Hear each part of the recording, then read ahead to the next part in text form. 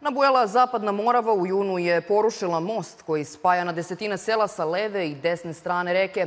Niko nije verovao da će tako brzo biti podignut novi, ali neimari su sve iznenadili. Ova greda preko Morave jedina je veza nekoliko hiljada meštana sa leve i desne strane obale reke i pola sata kraći put od automobilske obilaznice duge preko 30 km. Prinuđena sad da prenesem ručno preko grede, preko Morave, Papriku za Mrčevce. S druge strane čeka čovjek sa kolima, jer ne mogu da nema most. Ili da ide na Čačak 35 km u jednom pravcu, umjesto 5 km koliko ima do Mrčevaca odavde. A mene kuća odavde nema 500 metara. Stari most poklekao je pred naletom robusne Morave.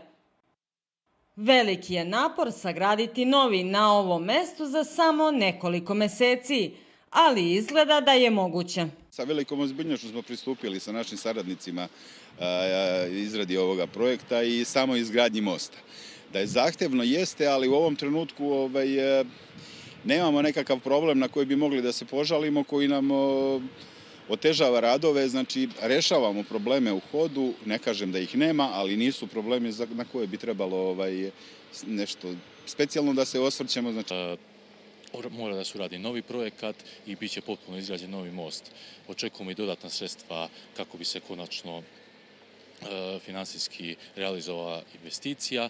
Širina samog kolovoza je 5,5 metara. Također most će posjedovati i pešačku stazu. Ona će ivičicama biti i ogradom odvojena od samog kolovoza. Za razliku od prethodnog mosta, ovaj most će biti na kraju i osvetljen. Kažu da u životu od svega što čovek radi i gradi najbitniji su mostovi, jer oni spajaju ljude. Upravo takav je i ovaj iza mene, koji će nakon ove rekonstrukcije biti dug čak 107 metara i spajaće dva susedna sela, s jedne strane Morave Slatinu, a sa druge strane Mrčajevce. Za Infodnevnik, Dragana Ćendić.